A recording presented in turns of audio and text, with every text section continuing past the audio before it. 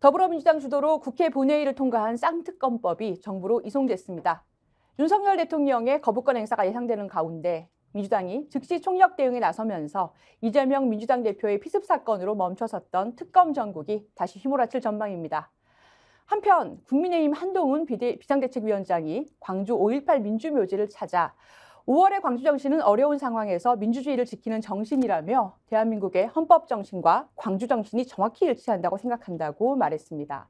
덧붙여 호남에서 정말 당선되고 싶다고 했던데요.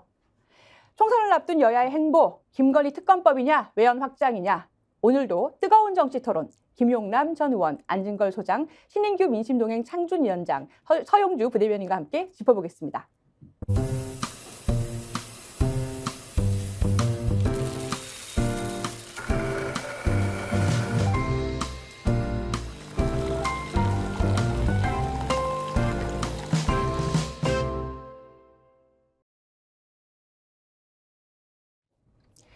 더 나은 세상을 만드는 스픽스 정치본색 조수진입니다.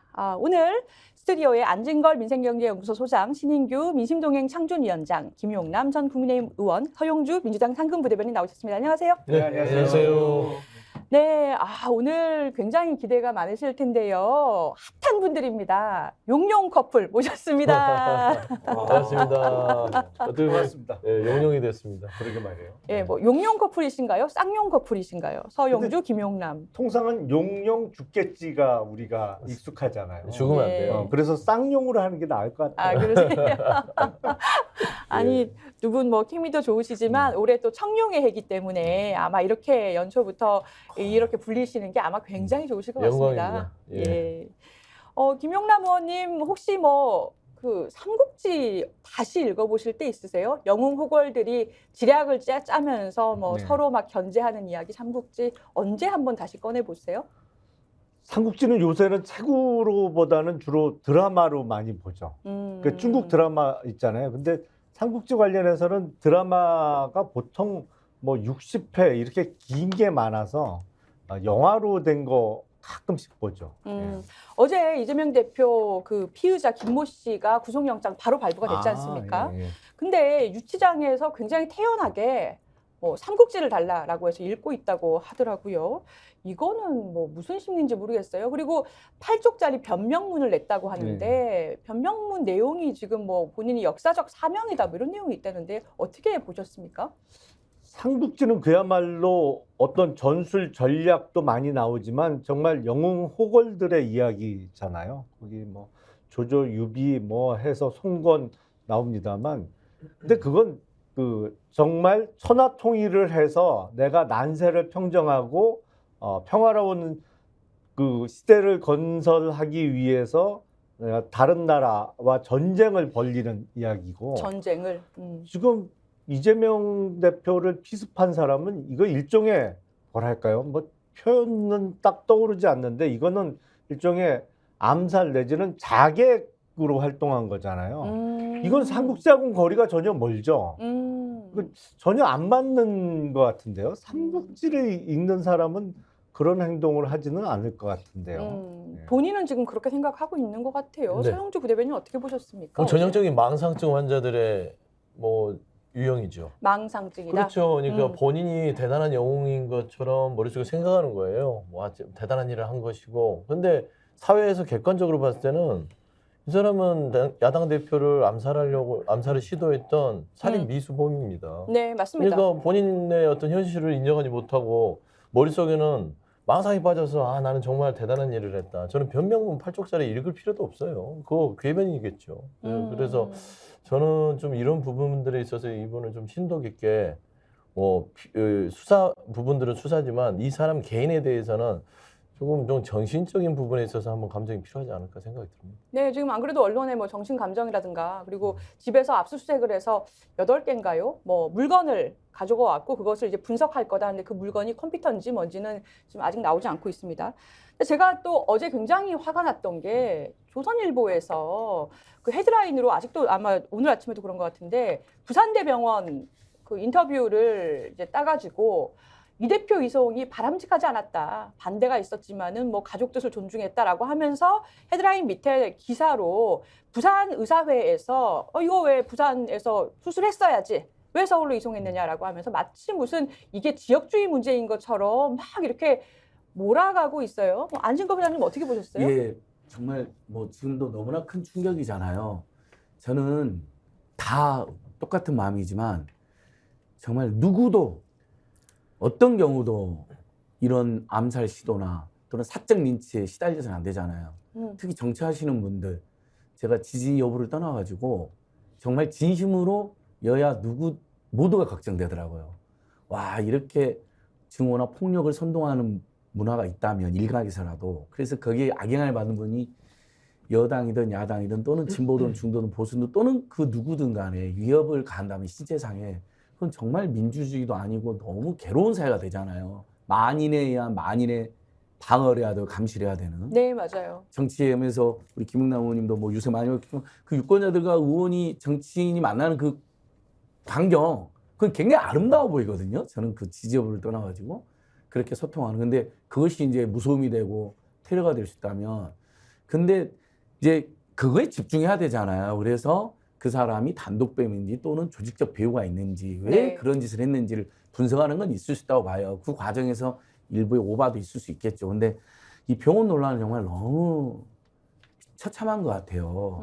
물론 이제 일부 분들이 부산보다는 서울이 시내에 나와서 옮겼다 뭐 이런 표현이 있었다면 이건 부적절한 표현이죠. 네, 부적절하다. 예, 그런 네. 표현은 할 필요가 없습니다. 네. 그냥 예를 들면 서울대병원과 부산대병원이 논의를 했을 것이고, 그다음 부산대병원에서는 우리가 수술했으면 좋겠다는 의견을 냈을 수도 있잖아요. 하지만 예를 들면 가족들이라든지 당의 참모들의 입장에서는 병간호가 절대적으로 필요하고 또 당무도 빨리 휴직하면서 당무도 봐야 될 상황이 있을 수도 있고, 나중에 그 치료받는 와중에 또 여러 가지 이유로 병원 이송을 요청하는 경우 많이 있잖아요. 사실 일반인들도 네, 네.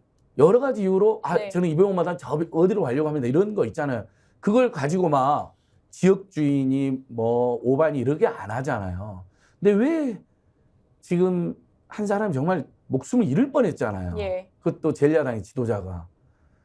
근데 그것의 원인과 해법, 그리고 우리 사회가 예. 앞으로 어떻게 가야 되는가, 치유와 그다음에 어떤 화해와 평화 같은 뭐 여러 가지 논의가 많을 텐데 네. 병원 논란은 정말 너무했다. 그래서 조선일보는 정말 이런 보도는 안 했으면 좋겠습니다. 야, 이런 보도는 네. 하지 말아야 될 너무나 보도다. 예. 나쁜 보도입니다.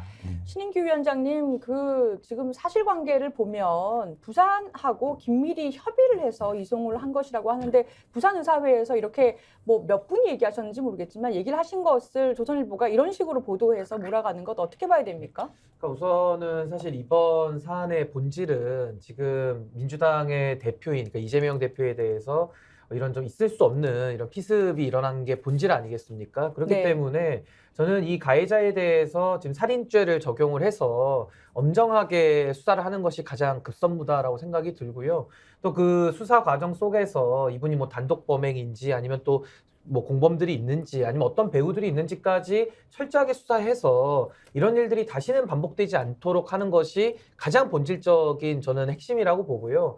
병원 논란에 대해서는 이제 부산의사회가 또 문제 제기를 하면서 또 논란을 거듭하고 있는데, 뭐 내용 자체는 그러니까 위중한 상태였다면 왜 부산에서 수술을 하고 하는 것이 맞지, 왜 서울까지 무리하게 이송을 했느냐 이러면서 이제 서로 의사들 간에도 의견이 갈리면서 조금 더 논란이 되고 있기는 한데, 그런 부분들은 차후에라도 뭐 또 따져볼 수 있는 것들이거든요. 그래서 지금 상황에서는 이 정말 있을 수 없는, 용납할 수 없는, 민주주의의 이름으로 용납이 안 되는 거에 대해서 엄정하게 지금 우리 사회가 좀 냉정하게 대처할 필요가 있다. 저 그렇게 생각합니다. 서영주 부대변인님, 그 민주당에서는 네. 이런 기사 보고 반응이 어때요? 그냥 어처구니가 없죠. 어처구니가 없다? 그러니까 지금 아까 문제의 본질들을 말씀했는데 네. 지방의료 활성화 부분에 대한 얘기를 하는 것 같아요. 그렇게 주장을 해오면서 실상 야당 대표가 부산대의 의료진을 믿지 못하고 서울대로 갔다, 이런 논리 아닙니까? 그거죠.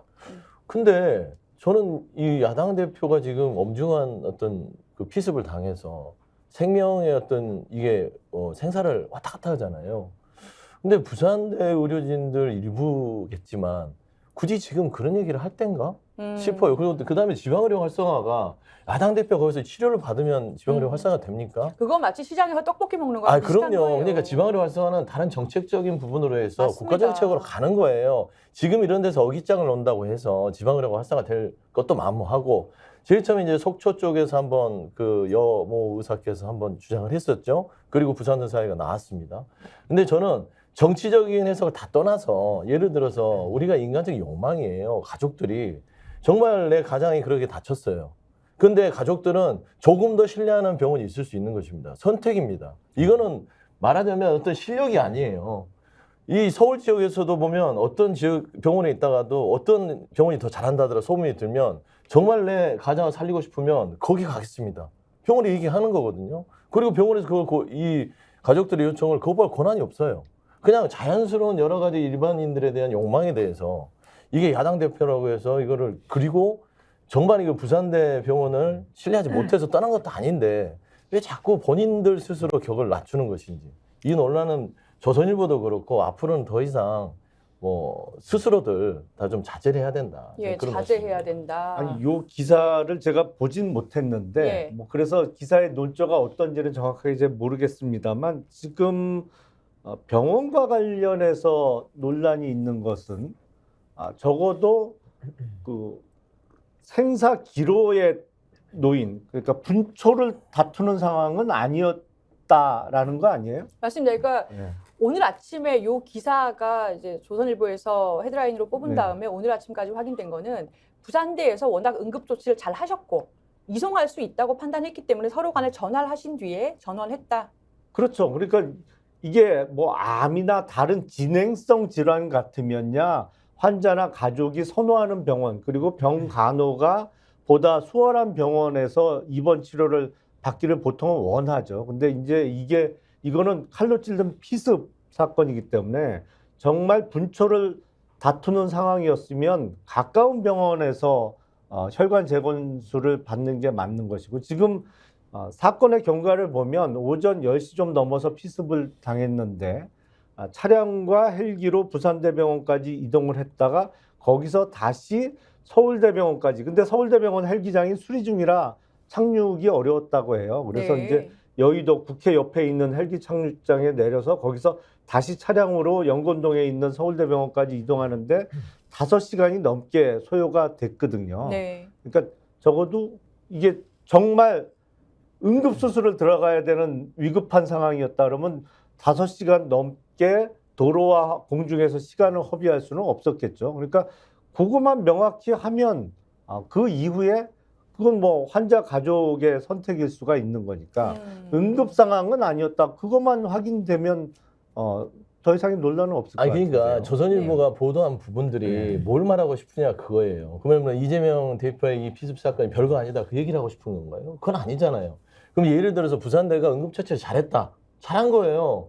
부산대가 응급처치를 잘했기 때문에 거기서 분초를 다투는 어떤 상황까지 안 갔다는 것이고 수술에 요하는 시간들을 헬기로 이송이 돼도 충분했다. 그러니까 여러 가지 상식적으로 생각하면 아무 문제도 아닙니다. 맞습니다. 아무 문제가 아니에요. 그러니까 예를 들어서 거기에서 이송하면 안 됩니다. 여기서 긴급하게 수술해야 된다라고 부산대 병원에서 버텼으면 서울대 병원이 우리가 할게라고 했겠어요? 가족들도 그거를 말하자면 억지로 부렸겠습니까? 그게 아니라 응급처치가 잘 돼서 네. 그러니까 부산대는 응급처치로서는 아주 최고의 기술을 가지고 있는 것이에요.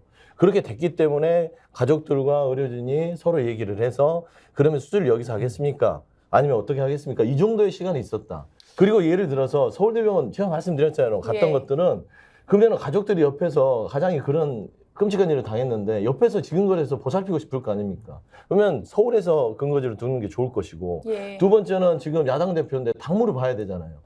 선거가 90일 남았잖아요. 여러 가지를 고려해서 가족들이 판단을 한 것입니다. 그냥 가족들의 판단이 합리적이었다고 하면 끝인데 이건 무슨 부산대와 서울대 무슨 의료 기술의 차이고 차별이고 이걸 갈라치게 하는 보도 자체가 저는 조금 맞득지는 않다. 근데 그런 주장을 하는 저는 겁니다. 여기서의 본질과 또 이런 문제들을 좀 나눠서 생각을 해야 되는데 일단 예. 본질은 이재명 대표라는 야당 지도자에 대해서 이런 있어서는 안 되는 이런 피습 사건이 이루어졌다는 게 첫 번째인 것 같고요.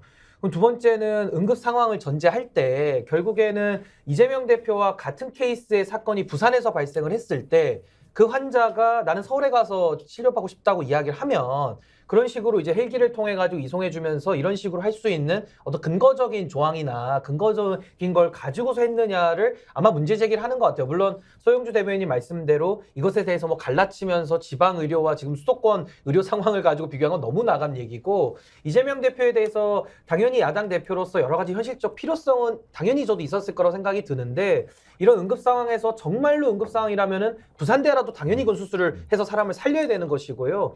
응급 상황이 아니라서 서울로 이송이 가능하다고 한다면은 이것을 헬기를 통해 가지고 이런 식으로 이송하는 과정과 이런 절차들이 그럼 맞았느냐, 이제 여기에 대한 문제 제기로 보이기 때문에 거기에 대해서는 민주당도 찾아봐서 거기에 대해서는 뭐 설명할 거 설명하고 하면은 전 될 일이다. 근데 네. 이거에 대해서 너무 지금 또 집중적으로 파고 들어가면 네. 또 본질과 부분이 바뀌는 문제가 있지 않나. 맞아요. 그렇게 예. 생각합니다. 저희 확인해봤어요. 그래서 절차상은 문제 없고요. 예. 그다음에 야당 대표는 경호 의전이 있습니다. 나름대로 서열 한 5-5손가락 안에 드는 예. 대표이기 8위 때문에 정도 되죠. 8위. 예. 7위, 8위 정도 되는데, 그러니까 그 정도 됐을 때는 좀 나름대로 경호 의전이 가능하고 일반인들도 요청이 되면 헬기가 가능하다면. 그러니까 저도 그 규정들에 가능합니다. 대해서는 예. 지금 아직 저도 네. 뭐 찾아보지 예. 못했고 너무 예전 긴급했기 확인을 때문에 해봤더니 그건 가능한 확인해서 부분입니다. 밝히면 될 일이다. 예. 이렇게 예. 생각합니다. 병원에 헬기가 쓰라고 있는데 그게 누가 되든 응급하면 쓰는 것이지, 이게 예. 뭐 당대표라는 이유로 못 쓴다 하면 그것도 역사적이죠. 일반인도 써요. 예, 양쪽 그리고 의료진이 그것을 그건 이제 맞아요. 예. 근데 일반인이 정말 부산에서 서울로 이송할 때 헬기 요청하면 응급 돼요? 상황일 때, 응급 상황. 아니 그러니까 전제를 제가 말씀드렸잖아요. 국민의 이게 정말 그거죠. 응급 상황이었느냐. 근데 분초를 다투는 응급 상황이면 부산대병원을 놔두고 서울대병원까지 이송이 가능했느냐. 그러니까 응급 상황은 아니 제가 그러니까 저는 다른 말씀드린 게 아니고 적어도 이 경로를 보면 분초를 다투는 응급 상황, 정말 생사 기로에 놓인 상황은 아니었던 것 같아요. 그렇다면 5시간 이상을 도로와 공중에서 허비할 수가 없었겠죠. 근데 그러니까 핵심은 분초를 다투는 응급 상황은 아닌데 제1야당의 대표는 국가 의전 서열이 어떻게 나가는지 정확하게는 모르겠습니다만 우리가 보통 4부 요인, 5부 요인을 얘기하니까 야당 대표가 지금 말씀 들어보면 한 8위 정도 된다고 하니까 예. 국가 의전 서열 8위 정도에 되는 분이 병원 치료를 위해서 생사 기로에 놓인 건 아니고 약간의 시간적 여유가 있을 때 부산에서 서울까지 헬기로 이동하는 게 적절했느냐. 근데 저는 글쎄요, 한 8위, 국가 의전 서열 8위, 10위 안에 정도 드는 VIP라면 그 정도는 가능한 거 아닌가라는 생각이 드는데 결국엔 그게 핵심인 것 같아요.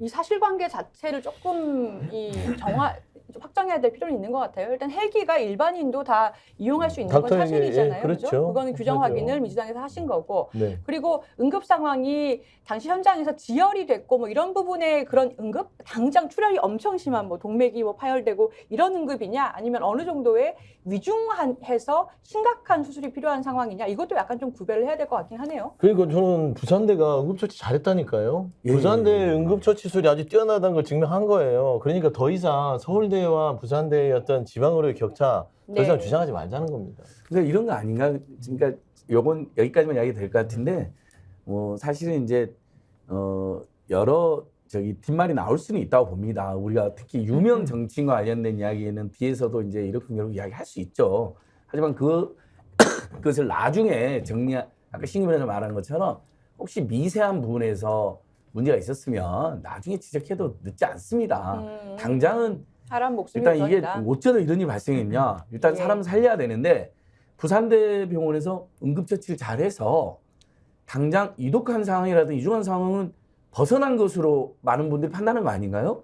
그 다음에 근데 이른바 혈관 관련된 이제 수술을 추가로 해야 되는데 그 부분에 대해서는 가족의 의사를 존중해서 부산대병원에서는 아쉽지만 예. 가족이 또 여러 가지 상황상 옮겼으면 좋겠다고 네. 서울병원도 오케이 헬기 타고 빨리 보내시라 네네. 이렇게 했다는 거잖아요. 그러면 그 정도는 충분히 우리 사회가 예. 일단 제1야당 대표라는 굉장히 엄중한 지위까지 포함했을 때 일단 그렇게 하고 예. 그리고 큰 문제는 없는 것 같아요. 근데 예. 야, 곧 죽는다면서 왜 그거 옮겼어? 이런 거는 이건 좀 너무 오바된 말씀이에요. 너무 왜냐하면 오바됐습니다. 당장 생명은 좀 건졌고 잘못하면 죽을 뻔도 한 상황이었는데 일단 추가 수술은 가족과 논의해서 의료진 판단해서 그 정도 옮기는 정도는 이중 그 상황이 악화되지 않겠다는 판단을 보내드린 거잖아요. 그렇게 저는 깔끔하게 이해하고, 근데 혹시 진짜 일반인에 비해서 과도한 특혜가 있었다든지 나중에 그건 나중에 이참에 한번 짚어야 될 문제가 있거나 또 지역구에 대한 불신 문제가 있으면 그건 나중에 짚어도 되지 않을까 싶습니다. 이재명 대표 안 그래도 일반 병실로 옮기자마자 그 당무 복귀 의지를 드러냈다라고 전해지고 있습니다. 그러니까 이제 서울대 병원에서 수술을 하시고 회복하면서 당무를 바로 이제 보겠다, 서울 지역에서 이렇게 보여요. 근데 일각에서는 공천 권한을 안 놓겠다는 의지다, 이런 해석도 또 하더라고요. 근데 뭐 공천이야 이제 뭐 이재명 대표 체제 하에서 이제 이루어지는 거니까요. 뭐 그건 뭐 어색하다고 볼 수는 없고요. 저는 이번 논란에서 자꾸 이제 핵심을 비껴나가면 안 된다고 보는데 핵심은 결국 정치인에 대한 이런 테러, 이것이 이제 총선을 앞두고서 각 지역에서도 모방 범죄 비슷하게 그 따라할 가능성도 매우 높거든요. 그러니까 이걸 어떻게 방지할 것인가? 그럼 정치권에서 조롱의 언어, 증오의 언어를 어떻게 걷어낼 것이고 그동안에 있었던 걸 어떻게 반성할 것이냐, 여기에 좀 집중을 해야 될 것 같고요. 아까 말씀드린 대로 그 가해자에 대해서 저는 배후나 그 공범 여부에 대해서나 그 이상 동기에 대해서 충분한 수사, 엄정한 수사가 이루어져야 된다. 이 두 가지가 전 핵심이라고 보고, 말씀하신 대로 요즘에는 국민들께서 보시기에 정치인들 이거 특권에 대해서 굉장히 민감하시거든요. 예를 들면 공항에서도 막 의전실 가족들 데리고 들어가도 뭐 어느 정도 양해할 수 있다고 보는 분도 계시지만은 그 규정상에는 그 안 돼 있지 않냐 이러면서 문제 제기를 하는 거거든요. 그러니까 이번에도 이재명 대표에 대해서 다행히도 그렇게 뭐 응급처치를 잘했고 그렇게까지 초응급 상황은 아니었는데, 그걸 아무리 당무 상황이나 이런 것들에 현실적인 필요는 있었더라도 그걸 헬기를 통해 가지고 옮긴다면은, 그럼 일반인들 입장에서도 아이고 우리도 부산에서 다쳤는데 그렇게까지 응급하지 않을 때 그럼 서울에 내가 가고 싶다면 헬기 태워서 가주냐? 그건 아니지 않냐? 그럼 거기에 대해서는 민주당도 어떠어떠한 규정에 따라서 우리가 했고, 만약에 미비하면 야당 대표도 필요하면 의전 대상에 넣을 수 있는 거죠. 그러니까 그런 것들 보완하는 식으로 마무리를 하면 되지, 이걸 가지고 계속 논란을 만드는 것은 대한민국 사회에 별로 도움이 되지 않는다. 저 그렇게 생각합니다. 예.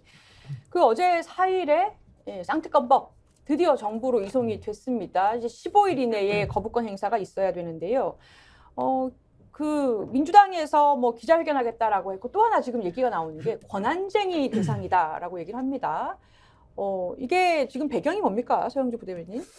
일단은 쌍특검법 가장 이제 주요한 내용들이 이제 대통령 배우자인 김건희 여사에 대한 도치모터 주가 조작에 관한 특별검사 임명 아니겠습니까? 그다음에 이제 대장동 50억 클럽 였던 특검인데, 결국에는 지금 대통령의 배우자라고 해서 정말 아예 그 정부로 이송했는데 10분 만에 용산에서 거부 의사를 밝혔어요. 10분 만이었어요? 거의 저희가 시간을 쟀는데 10분 만에 왔습니다. 그래서 어떻게 이럴 수가 있지? 조금 전에 속보가 떴는데요. 정부에서 임시국무회의를 열어가지고 지금 거부권 행사했다고 합니다. 네네. 쌍특검법안의 제2요구권, 정확하게 제2요구권. 보세요. 그러니까 임시국무회의를 열었어요. 예, 그럼요. 조금도 기다릴 여지도 없고 우리 배우자, 내 배우자는 내가 지킨다. 근데 대통령이라면 이거는 말도 안 되는 겁니다. 국민들이 보고 있는데 국민이 두렵지 않습니까?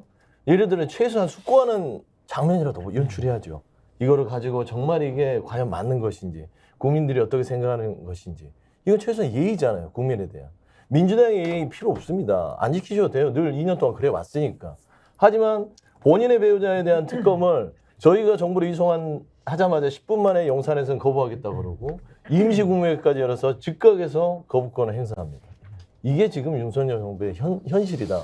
그러면 저희는 어떻게 해야 됩니까? 여기 대해서 그냥 대통령이 그 헌법에 보장된 거부권이라고 해서 마구잡이로 흔드는 거부권에 대해서 그냥 또 무릎 꿇어야 됩니까? 아니잖아요. 그럼 거기서 뭐라도 해야 된다. 이거는 특히 역대 정부에서는요, 대통령들이 본인들이 신청에 대해서 이 특검법을 거부한 적이 없어요. 윤석열 대통령만 이렇게 특히 공정한 상식을 그렇게 외쳤던 분이 본인 배우자에 대해서 이렇게 신속하게 이 거부권 행사한다?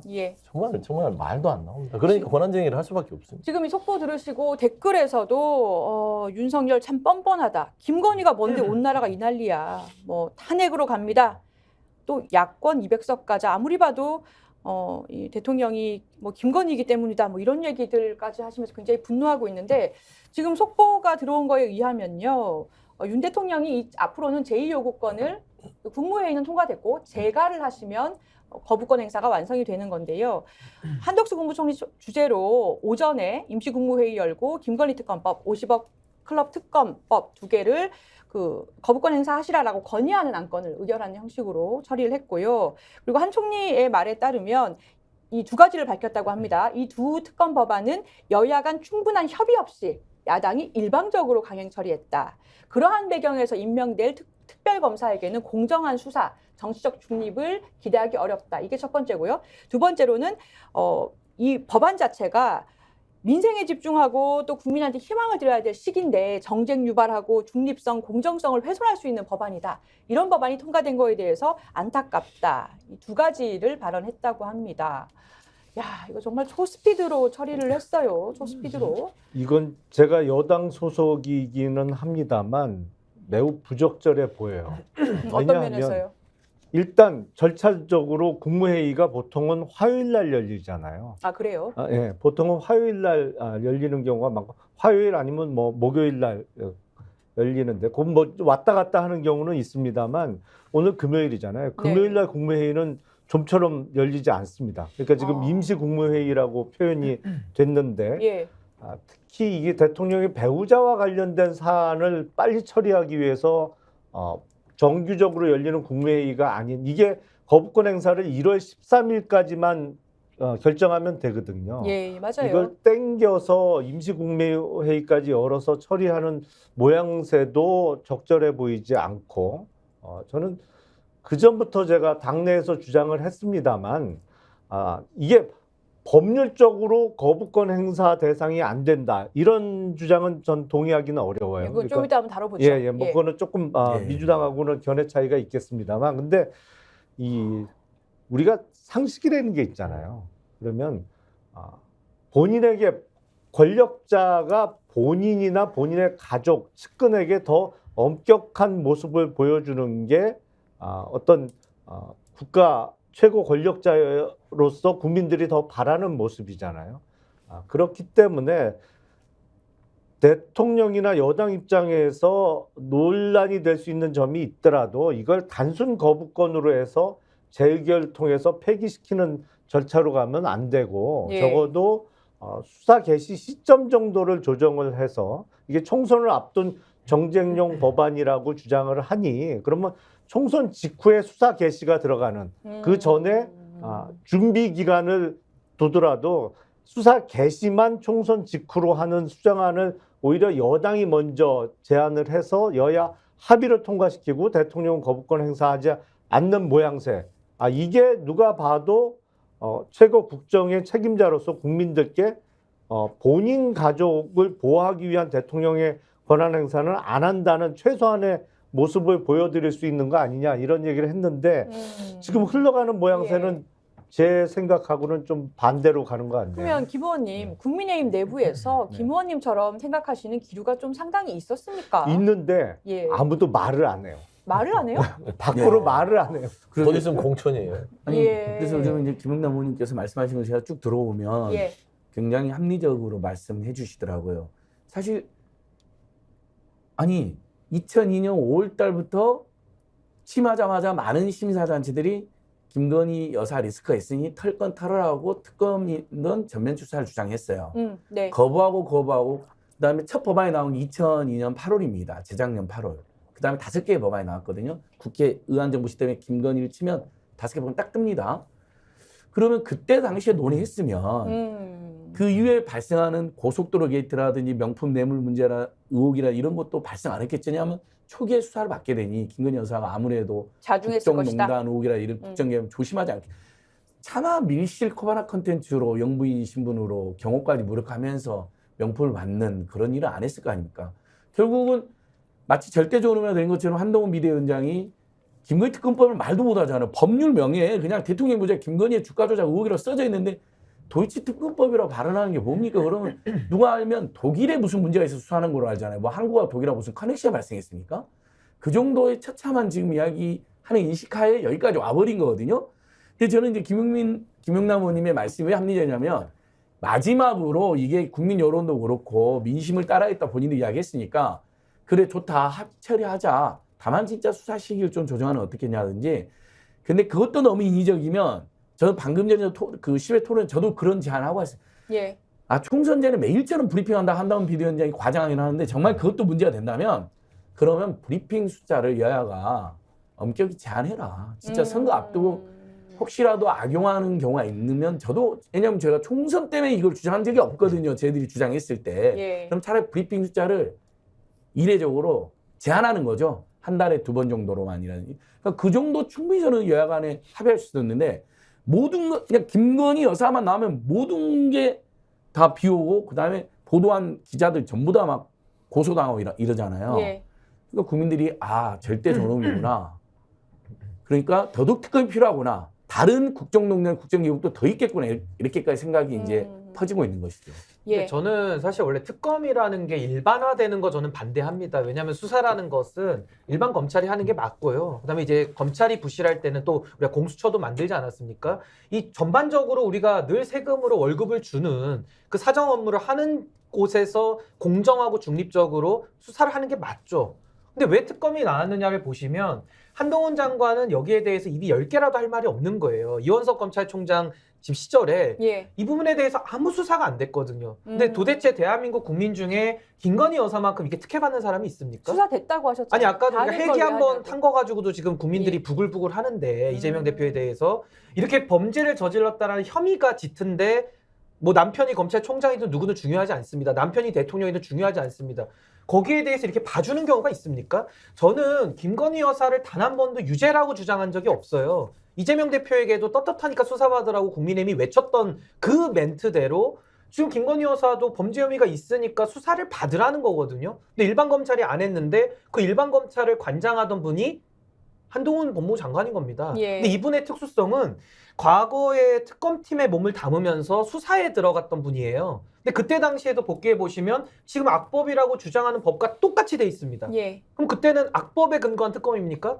그리고 그때도 탄핵 대선이라고 해서 오히려 탄핵을 통해 가지고 국민들의 눈과 귀를 열면서 오히려 투표를 공정하게 했거든요. 그럼 지금도 김건희 여사의 이런 여러 가지 혐의들이 있으면 특검을 해서 수사를 해야 예. 오히려 국민들의 눈과 귀가 밝게 열릴 거 아닙니까? 근데 이거를 덮어놓고 총선 치르자 그러면 그게 오히려 불공정 아닙니까? 전 비겁하다고 보는 거예요. 그럼 결국에는 대통령의 이 거부권이 일상화되는 것, 특히 김건희 여사라는 본인의 가족에 대한 특검법을 거부하는 것은 이거 국회 무시 상권분립 침해고요. 또 하나는 거부권이라고 하는 것이 아무리 규정이 없고 그냥 대통령의 재량으로 맡겨져 있는 영역이라 하더라도 이건 권한 남용입니다. 권력의 네. 사유화예요. 그러니까 저 권한 윤석열 남용이다. 대통령은 네. 이 헌법 침해에 대해서 이거는 전 책임을 물어야 된다고 생각합니다.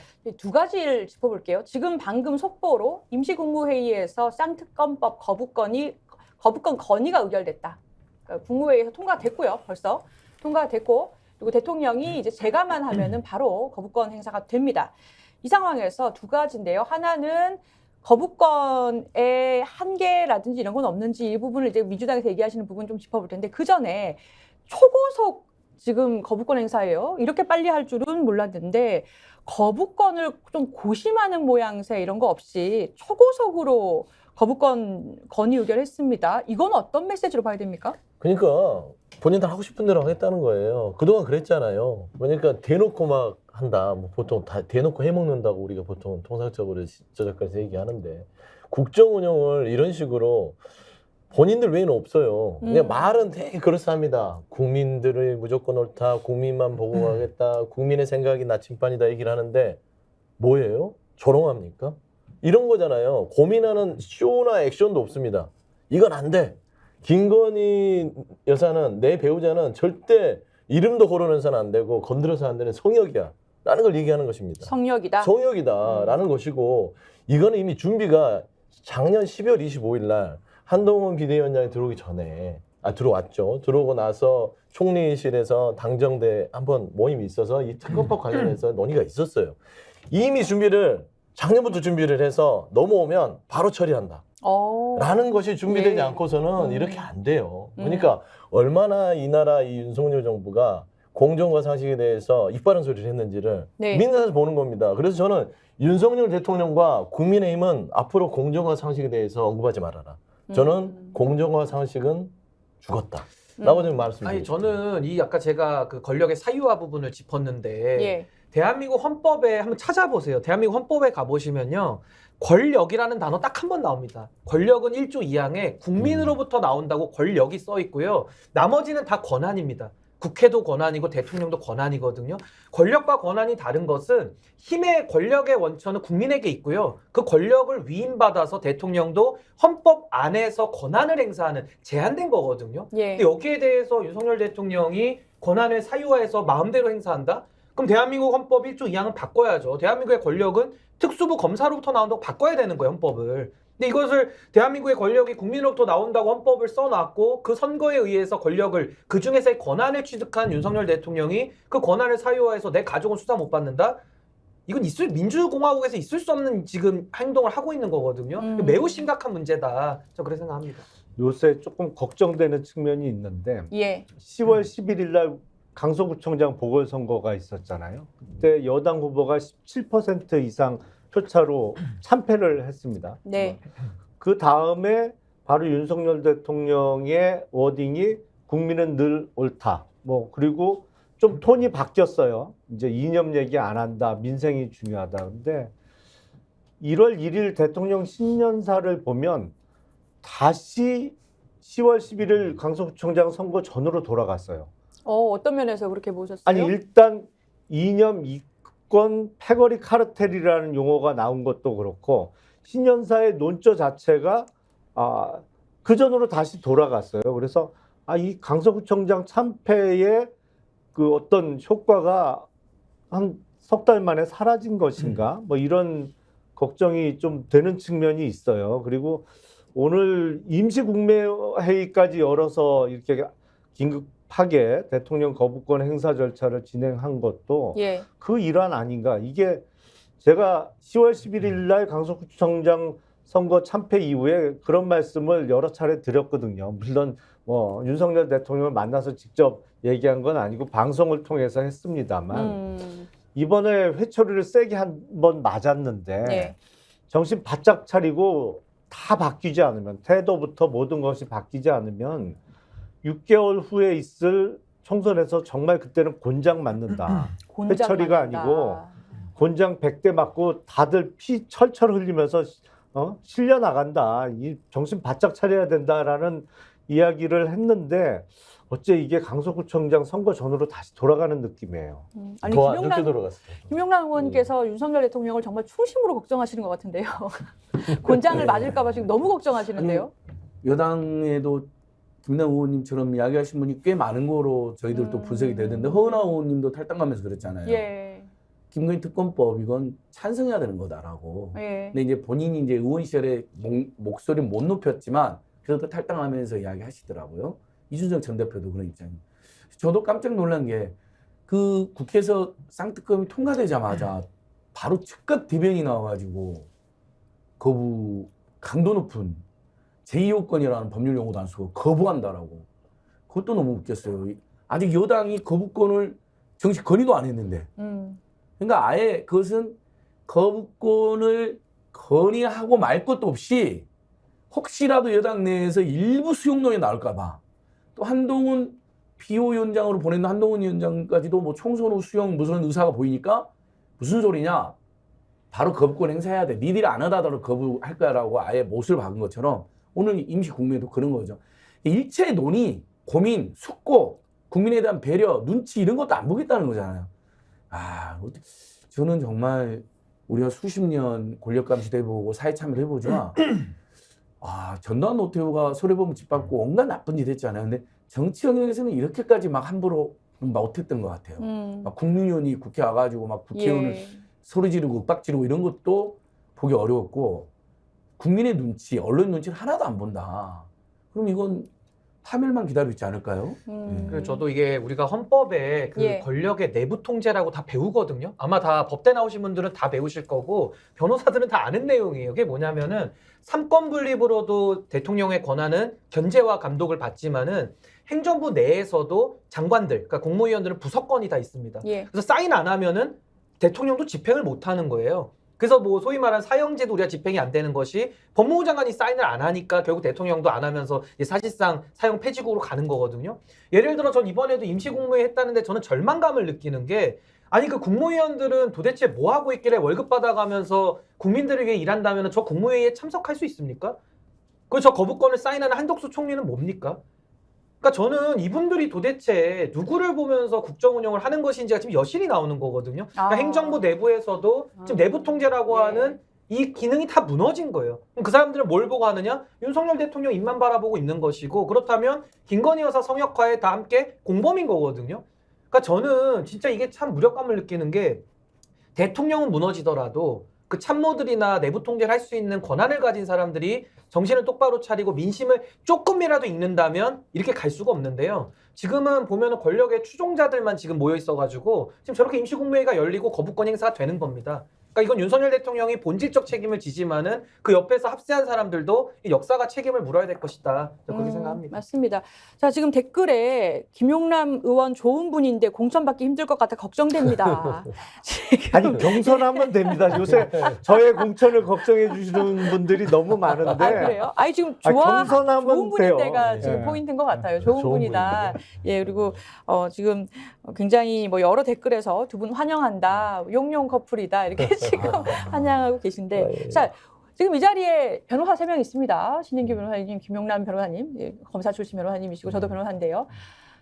지금 박주민 의원이 그렇게 얘기했어요. 이게 권한쟁의 심판 청구할 수밖에 없다. 만약에 이제 어제장가요? 거부권 행사한다면 그것은 국회에, 대통령이 국회에 권한을 침해한 거기 때문에 거부권 권한쟁의 심판 청구를 헌법재판소에 할 수밖에 없다. 왜냐? 이 대통령의 제2요구권이라는 법 규정이 헌법에 있지 않습니까? 거기 보면은 요건은 없어요. 대통령은 법률에 이의가 있을 때 제2를 요구할 수 있다. 요거밖에 없습니다. 이 두 글자밖에 없어요. 그렇긴 한데 박주민 의원 뭐라고 얘기했냐면 내재적 한계가 있다. 해석상에. 그래서 이번 사안 같은 경우에는 그러니까 이 내재적 한계가 제가 학설을 찾아보니까 이게 뭐 주권을 침해하는 법안이라든가 아니면은 뭐 어떤 뭐 이렇게 헌법 정신에 맞지 않는 법안이라든가 이런 경우에 보통은 허용된다. 이런 한계가 있다라는 학설도 있던데 박주민 의원은 뭐라고 얘기했냐면 가족에 대해서 가족 수사를 막는 그런 거부권 행사이기 때문에 사실 대통령 자신에 대한 수사를 막는 거나 마찬가지라서 이해 상충이 있지 않느냐. 그럼 대통령은 이런 경우에는 거부권 행사할 수 없다. 헌법에서 정한 제2요구권이라는 게 그런 게 아닌데 그 권한을 이탈해서 제2요구권 행사하는 거기 때문에 이거는 국회 권한을 대통령이 없는 권한 행사한 거니까 국회 권한 침해하는 거고 우리는 권한쟁의 심판 청구하겠다라고 했거든요. 어떻게 보십니까? 이거 권한쟁의 실제로 하실 거예요, 민주당에서? 뭐든 한다고 말씀드렸잖아요. 예, 그러니까 기자회견을 이제 하실 거고. 여러 가지로 지금 뭐 의견들을 주셨는데 첫 번째입니다. 첫 번째는 이해 충돌이에요. 이해 충돌. 대통령이 본인의 가족에 대해서 이 부분을 자기의 권한을 남용을 해서 말하자면 보호하는 거, 이 부분을 한번 다퉈볼 것이고, 거부권이라는 게 저희 당에서 보는 거는 그거예요. 헌법 정신, 헌법에 어떤 어긋나는 그런 법률이거나 아니면 법률상의 어떤 중대한 하자가 있거나 아니면 예산을 수반을 해야 되는데 그 예산 집행이 정부 정책상 어렵거나 이 정도가 된다면 거부권에 대해서는 어느 정도 받아들일 수 있는 것이에요. 근데 그동안 윤석열 대통령이 지금껏 하나 여야 합의가 아니었기 때문에 거부권의 이유를 댔는데 그건 아닙니다. 입법부 자체가 국민들이 그래 선출해 주신 거예요. 다수 의석을 주신 거예요. 그거는 인정을 할 수밖에 없는 것이고 여야 합의를 하든 안 하든 간에 피해 도망 다니면 그건 못하는 겁니까? 입법부는 마비돼야 되는 겁니까? 그건 아니잖아요. 그랬을 때는 본인이 그런 부분을 고려해서 해야 되는데 나머지 다 좋습니다. 딱 하나예요. 본인의 가족을 비호하기 위해서 이거를 거부권을 이렇게 즉시적으로 행사했다는 것은 이거는 이 헌법, 법률 이 두 가지 측면에서 본인이 위반하고 있는 것이다. 그렇기 때문에 이거는 입법부의 지금 고유한 권한을 침해하고 있다라고 주장해서 저는 좀 현실적으로 진행이 될 것 같습니다. 근데 저는 예. 권한쟁의 관련해서 좀 하고 싶은 얘기가 있는데 예? 이게 사실 첫 번째 문제점은 정치의 사법화입니다. 그러니까 정치의 사법화가 첫 번째 문제고요. 두 너무 번째는 법원으로 간다. 그렇습니다. 두 번째는 이 내재적 한계 벌써 나오면요. 이거 법정 가가지고 못 이기는 논리예요. 그러니까 내재적 한계라는 걸 누가 규정합니까? 그 재판부가 규정해야 되는데 행정 분야, 입법 분야 둘 중에 하나 손들어줘야 되거든요. 이거는 쉽게 설명하면 박주민 변호사가 너무 소송 오래 안 해가지고 감 떨어진 거 이거는 같아요. 쉽게 설명하면 헌법재판소 재판관들한테 제 연수원 동기라서. 네, 재판관들에게 이해하시죠? 예. 엄마가 좋냐 아빠가 좋냐 선택하는 거랑 똑같아요. 선택 못 합니다. 그래서 이것은 법률적으로 가서는 이길 수가 없고요. 제가 참 민주당의 법률적 대응을 보면서 늘 안타까운 것이 과거에 이태원 참사 있지 않습니까? 이것도 경찰청장을 탄핵 걸으라고 저는 얘기를 했어요. 경찰청장을 탄핵 걸었으면은 구체적인 직무가 명시돼 있기 때문에 오히려 탄핵이 나왔을 가능성이 높은데 그때도 엉뚱하게 이상민 장관을 걸어놓다 보니까 다시 복귀해서 지금 자리를 차지하고 있지 않습니까? 그러니까 전 이런 부분을 지금 지적을 하는 것이고 결국에는 권한쟁의라는 것이 우리 헌법이나 헌법재판소법에 보면요. 특수하게 이것만 과반수로 돼 있거든요. 그러니까 다른 위헌법률 심판이나 이런 것들은 이제 6명 이상이지만 권한쟁의는 과반수로는 돼 있는데 그래도 이거 통과되기 어렵다. 인용되기 어렵다는 것이고 마지막으로요. 권한쟁의라는 것은 기관 대 기관의 싸움이거든요. 그래서 헌법재판소가 판단할 수 있는 영역이 되게 적습니다. 근데 전 윤석열 대통령의 권한 사유화는 뭐로 책임을 물어야 되냐면요. 이건 대통령 개인에 대한 문제거든요. 네. 개인이 사유화를 하는 겁니다. 그럼 저는 오히려 이것은 권한쟁의가 아니라 대통령 탄핵을 검토해야 된다고 생각을 해요. 근데 대통령 탄핵을 지금 언급할 수는 없지만은 여러 가지 지금 문제되는 것들이 있지 않습니까? 거기에 대해서 하나를 좀 제대로 규명을 해서 거기에 대한 국민들의 여론을 가지고 대통령이 권한 사유화의 핵심이고 본체이기 때문에 네. 거기에 대한 타겟을 해야지 그건 빼놓고 이걸 가지고 권한쟁의로 기관 대 기관을 붙이겠다? 이거 저는 엉뚱한 접근법이라고 봅니다. 네. 제가 보면 이게 우리 신 변호사님이 잘 설명해 주셨듯이 권한쟁의 심판이 헌법재판소에서 받아들여질 가능성은 거의 0%에 가깝습니다. 근데 왜 박주민 의원이나 민주당에서 이런 얘기를 하냐? 예. 지금 거부권 행사 돌아오면 재표결을 언제 할 거냐가 문제잖아요. 그렇죠. 지금 국민의힘은 빨리 하자라는 것이고 민주당은 이 이탈표를 기대할 수 있는, 그러니까 국민의힘의 공천 과정에서의 반란표 내지는 반발표를 기대할 수 있는 2월 중순 이후에 좀 천천히 하자는 입장이잖아요. 그렇죠. 제가 보기엔 이거는 헌재에서 받아들여질 가능성을 보고 하는 것보다는 전술적인 측면에서 거부권 행사된 이 쌍특검법에 대한 재표결을 늦추기 위한 것 같아요. 아. 네? 왜냐하면 헌재 권한쟁의 심판을 제기해 놨으니까 결정이 날 때까지는 재표결을 미룰 수 있는 이유가 되잖아요. 그렇죠. 그래서 뭐 2월 말 3월 초까지 가면 공천에서 탈락한 국민의힘 현역 의원들이 무기명 투표에서 가를 많이 찍지 않겠느냐라는 예상하에 한 것 같은데 제가 보기에 이거는 악수예요. 아, 왜 그렇습니까? 왜냐하면 좋은 것 같은데요. 아니 그렇게 미룰 수 있는 근거는 충분히 되죠. 예. 근데 문제는 뭐냐면 헌재에서 이거 기각될 거거든요. 보나마나 심판 대상이 아니다라거나 뭐 아예 막 각하가 되든지 뭐 기각이 되든지 뭐 둘 중에 하나. 하여튼 인용은 안 될 거라는 것이죠. 예. 그렇게 되면 법률가를 제외한 거의 모든 국민들께서는 이 거부권 행사가 문제가 없다네로 받아들이지. 그게 제일 먼저 다가오거든요. 민주당이 제기한 권한쟁의 심판이 기각 내지는 각하됐어? 그러면 대통령의 거부권 행사가 문제가 없다는 헌법재판소의 결정이 나왔네로 받아들이지. 그 부차적인 그 이명까지는 뭐 그렇게 한가하지 않으세요. 국민들이 그것과 이 문제만 연구하지도 않기 때문에. 그렇기 때문에 제가 보기엔 민주당은 이거 제기를 하면 제가 보기엔 악수예요. 국민님이 조금 민심을 잘 못 읽는 것 같아요. 그래요? 그러니까 법률적 지금 분석은 맞으신데 훌륭하신데 국민들은 기각이 되든 안 되든 그건 중요하지 않아요. 대통령이 본인의 배우자를 보호하기 위해서 특검법을 거부했다는 것만 남아있는 겁니다. 결국에는 그 부분이 계속 인식되는 거예요. 헌재에서 기각됐다고 해서 대통령이 본인의 배우자를 보호하려고 했다? 사라지지 않습니다. 그리고 두 번째 말씀드리면 국민은 고맙게 생각해야 됩니다. 예를 들어 대통령이 지금 즉시 본인의 배우자에 대한 특검법 거부했잖아요. 이 민심 그대로 가면은 10월 11일 날 있었던 강서구 재보궐선거의 그 결과에 2배 이상의 권장은 맞아요. 그러면은 국민의 이번 총선에서요. 아까 말씀한 대로 피 철철 흘리고요. 퇴장할 수밖에 없어요. 그런데 저희가 이렇게 지연작전해서 기각 나와주고 그 내부에서 김건희 특검법에 대해서 재의결을 통해서 이탈표까지는 아니더라도 좀 정상적인 사고를 가진다면 국민의힘을 좀 살리겠다는 의지를 가진 의원들이 재의결을 통해서 이거 통과시켜버린다면 최소한 국민의힘은 면피는 할 수 있다. 면피는 저는 할 수 그렇게 있다. 보고 있어요. 아니 뭐 물론 그런 기회를 주는 거예요. 한 말씀 하시죠. 저는 민주당에 대해서 늘 이게 참 안타까운 면이 정치의 사법화라는 것은 정치가 정치 기능을 스스로 내려놓는 거거든요. 좀 그 부분에 대해서는 민주당도 좀 무게감을 가지고 좀 전략적으로 국민들의 민심, 아까 말씀하신 그 민심을 정말 정확하게 읽었으면 좋겠는데 그 민심이 뭡니까?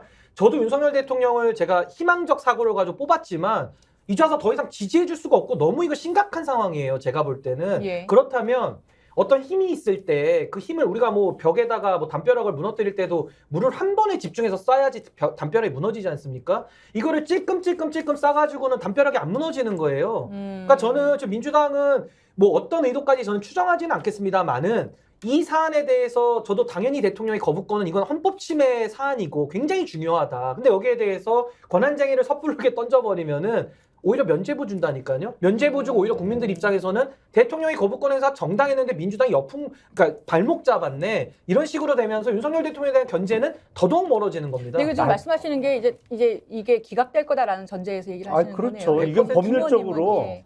예, 저도 신 변호사님 의견에 공감을 하는데 예. 이태원 참사 이후에 민주당에서 이상민 행안부 장관에 대해서 탄핵 소추를 했잖아요. 근데 저는 그거 틀렸다 방향이. 왜냐하면 이상민 장관에 대해서 정치적 도의적 책임을 계속 묻고 그래서 사퇴 요구를 밀어붙였어야지 이거를 헌재에서 탄핵으로 넘어가는 순간에 일단 헌재의 탄핵에 대한 결정이 나올 때까지는 그 책임 추궁에 대한 동력이 식어버릴 수밖에 없고 그리고 법률적으로 이건 헌재에서 탄핵을 받아들여질 가능성이 거의 제로에 가깝다. 그래서 제가 만약에 민주당의 전략을 담당하는 사람이라면 이런 수는 절대 안 두겠다라는 말씀을 드린 적이 있는데 이번에 똑같아요. 예. 권한쟁의 심판은 제가 보기 저 같으면 이런 수는 안 두겠어요. 근데 국민들 입장에서는 어쨌거나 대통령께서 거부권 행사에 반대한다는 여론이 굉장히 70% 이렇게 있었잖아요. 예. 근데 그럼 대통령이 거부권을 상권 분립해서 이 행정권이 계속해서 입법권의 법률에 대해서 특히나 자기 가족 거를 거부권 행사하는 걸 그럼 그냥 보고 있어야 되느냐라는 맞습니다. 의문도 있으실 것 그러니까 같아요. 이제 근데 언론- 정치적 도의적 책임을 물어야죠. 예. 그래서 정치적 그렇죠. 책임. 그러니까 예. 언론적으로는 사실은 이제 이럴 때 보통 시민사회는 이제 거부권을 남발하는 대통령을 거부한다. 오늘 뭐 쌍거부. 어제도 언론 지식인들 기자회견이 있었고 오늘 뭐 민주당도 국회 안에서 집회를 하는 것 같고요. 또 내일 또 시민들은 뭐 촛불 집회도 하고 거부권을 거부한다는 집회도 또 따로 하시더라고요. 예. 그래서 국민이 일어나서 이제 바로 잡아줘야 되는데 사실 지금 민생고에 시달리고 2010년대 한번 대규모 촛불 시민혁명을 했는데 그 결과가 썩 좋지 않았다 해서 다들 관망하시는 분도 많거든요. 솔직하게 보면. 그런 상황에서 이제 민주당의 고민이 있겠죠. 전면적인 옛날 6월 항쟁처럼 정권을 몰아내자는 항쟁을 지금 못하고 있는 거잖아요. 여러 가지 고민을. 예. 그래서 이제 그러면 수단으로서 권한쟁의 심판. 사실 헌법학자들 저도 주장을 좀 읽어보니까 보통 거부권은 정부가 입법 제출권이 없는 경우에 거부권을 줘가지고 견제하게 해놨더라고요. 근데 우리는 입법 제출권이 있잖아요. 법안 발의권이 있거든요. 정부. 그래서 거부권 자체가 과한 권리다라는 것도 있지만 헌법에 근데 명시가 돼 있어서 저도 권한쟁의 재판을 하면 근데 헌재가 헌재는 굉장히 보수적으로 판결하는 경향이 있잖아요. 그러면 기각될 가능성이 높은 것 같아요. 그래서 권한쟁의 재판을 민주당이 수단으로 사실 어떻게든 이 윤석열 대통령이 이해충돌을 저지르고 정말 부의원으로서 김건희 여사 관련된 이야기만 나오면 뭐든지 아예 논의를 봉쇄하는 행태에 대해서 헌재에 갈 수밖에 없는 고민은 인정이 되는데 예. 저도 만약에 그게 기각됐을 때 벌어지는 어떤 후폭풍은 걱정이 좀 됩니다. 그래서 좀 더 우리가 고민과 토론 더 해봤으면 좋겠어요. 예. 그러니까 그런 부분을 자꾸 이제 해석을 할 수 있어요. 분분해요. 아까 이제 김용남 의원께서도 그랬잖아요. 이게 법적으로 기각될 공산이 크다. 그런 공산이 크죠.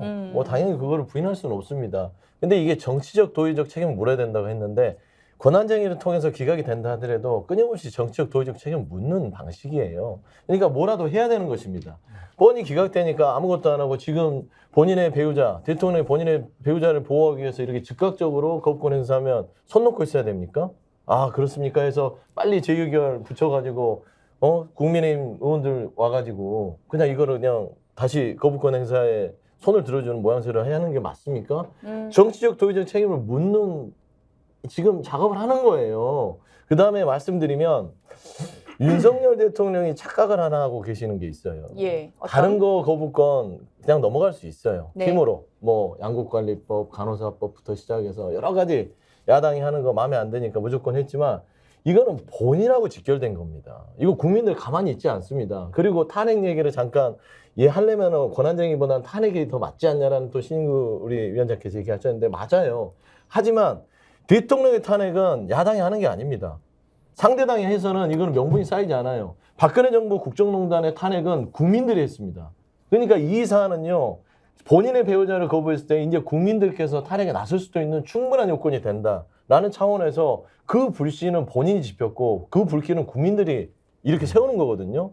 거기에서 야당은 그 부분을 보고 나서 관망하고 같이 정치적인 어떤 의도가 없게끔 관리하면서 탄핵이 민심에 의해서 가는 것이지 정치적으로 가는 것은 서로에게 다 안 좋다. 그래서 저희는 정치적 도의적 책임을 권한쟁의를 통해서 묻는 게 맞다라고 봅니다. 아니, 그러니까 저는 민주당을 보면서 항상 답답한 게 항상 할 게 없다 그래요. 그럼 그 배지 왜 달고 있습니까? 그러니까 저는 민주당이 좀 해야 될 일이 뭐냐면요.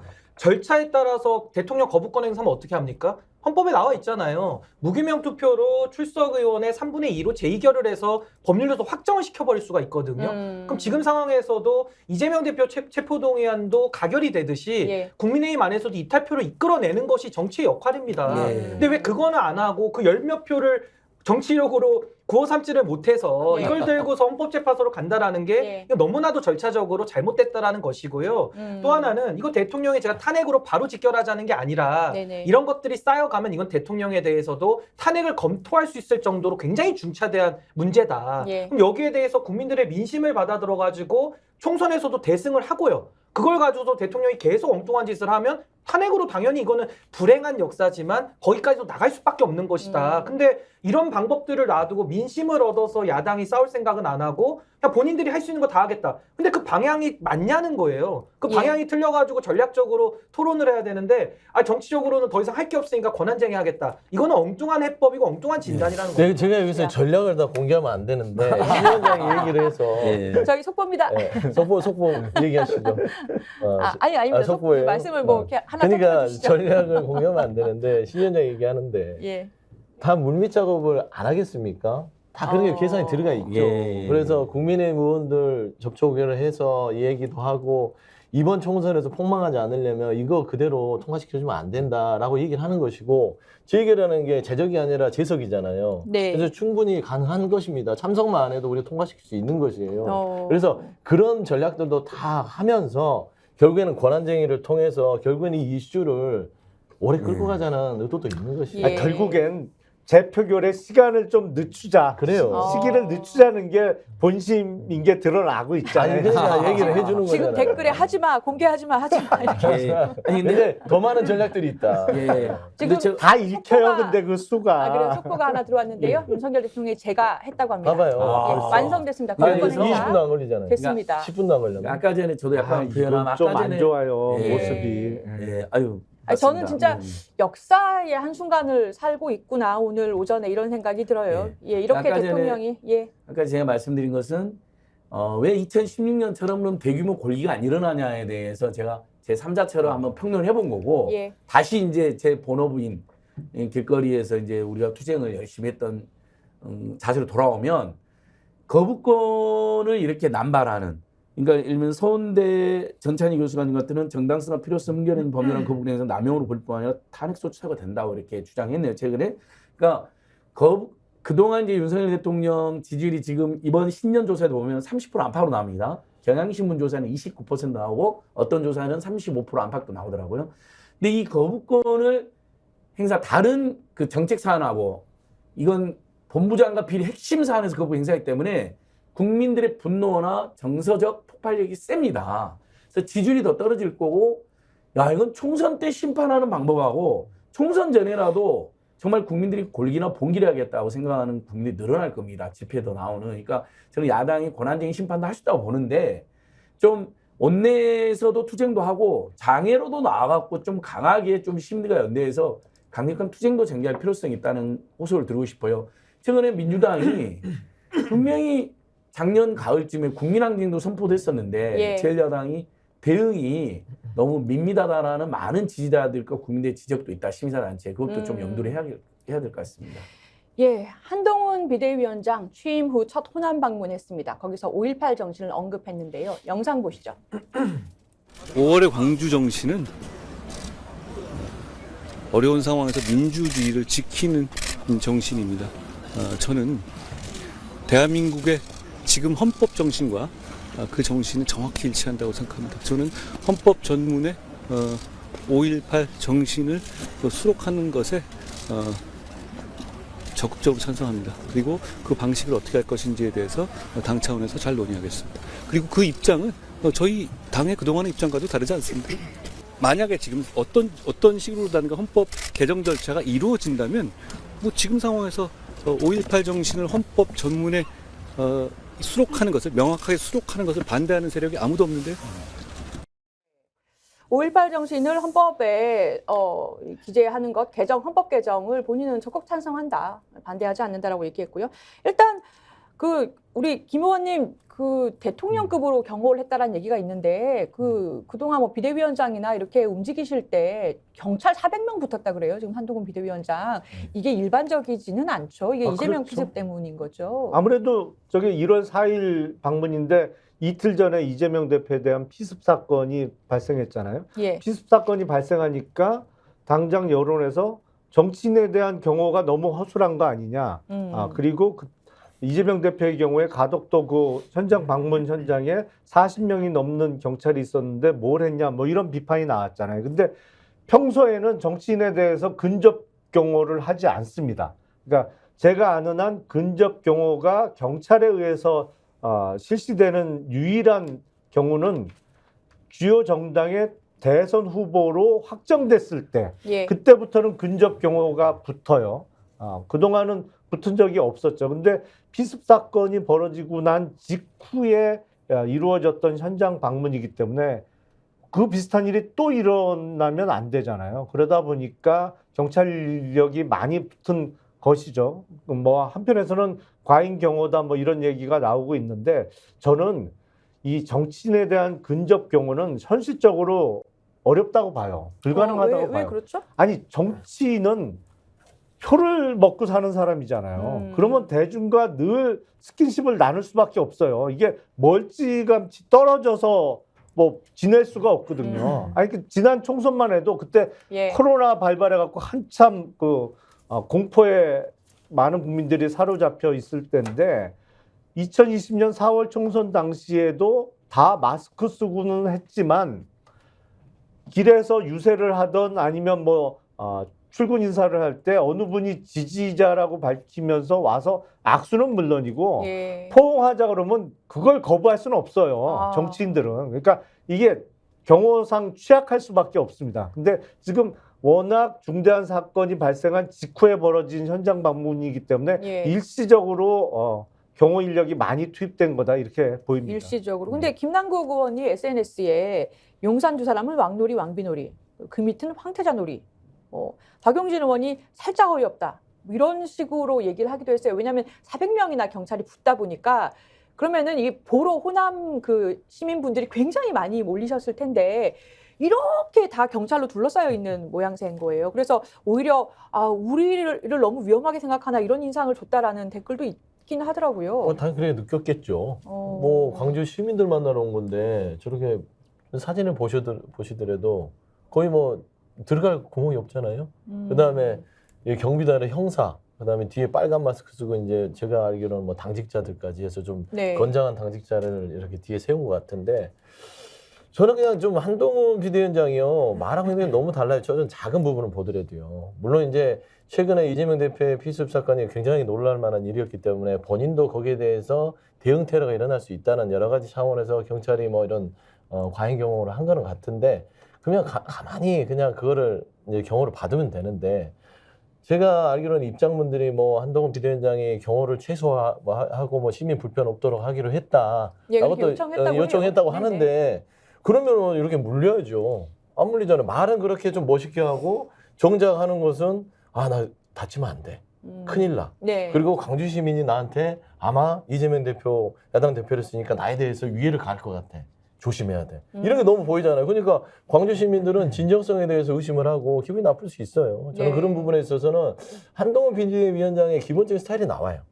그다음에 뭐 5.18 정신의 헌법 수록 하는 부분도 제가 할 말이 많지만 일단은 한동훈 비대위원장의 지금 저런 과잉 경험 모습들, 저는 한동훈 비대위원장의 어떤 정치적인 성품이 드러났다. 정치적인 평가하고 성품을 싶습니다. 평가하고 보는 장면이다 말씀해 주셨고요.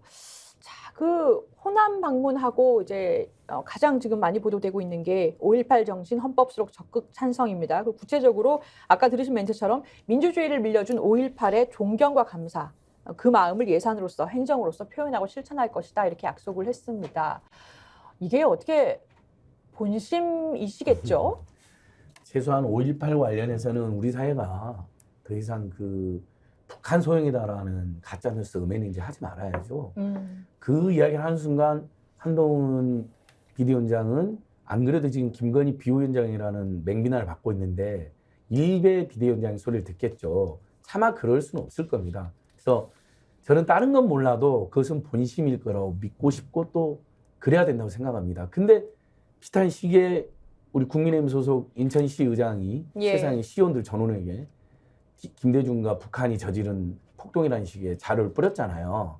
그래서 또 큰 논란이 됐는데 아직도 그런 분들이 국민의힘에 꽤 있으신 것 같아요. 그건 정말 더 이상 제발 이제 그런 짓은 안 했으면 좋겠어요.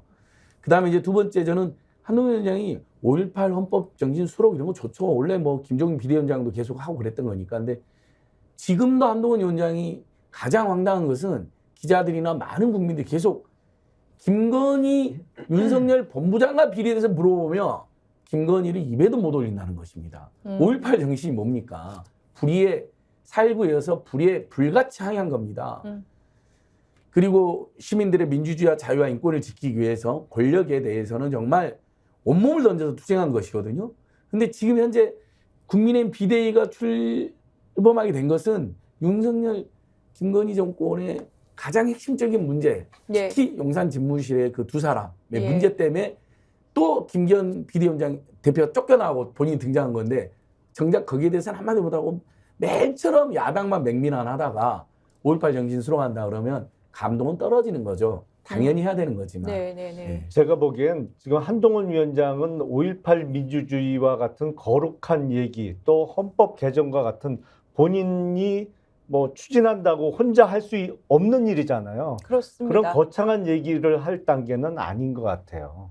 단계가 아니다. 한동훈 위원장은 지금 본인이 할 수 있는 당내 민주주의부터 회복하는 게 우선이죠. 예. 아니 그걸 해놓고 더 거창한 단계로 올라가야 되는 것이고 지금 그 작업을 하고 있어야 됩니다. 제가 보기엔. 근데 저는 한동훈 비대위원장이 뭐 민주당 비대위원장도 아니고요. 예. 국민의힘의 비대위원장 아닙니까? 예. 근데 저는 이 5.18 얘기를 들으면 어떤 생각부터 딱 떠오르냐면은 김재원 전 최고위원이 5.18 전문 헌법 전문 수록과 관련해서 뭐 정치인들은 뭐 약속 걸고 몇 자리 조상 몇 자리까지 판다 이런 이야기까지 해가지고 그때 징계 받았다가 또 혁신위원회에서 징계를 또 풀어줬거든요. 네. 그러니까 도대체 5.18에 대해서 말로만 떠들 게 아니라 도대체 국민의힘의 5.18에 대한 입장은 뭔가 여기에 대해서 국민들은 좀 혼란을 가지실 수밖에 없다는 생각이 먼저 들었고요.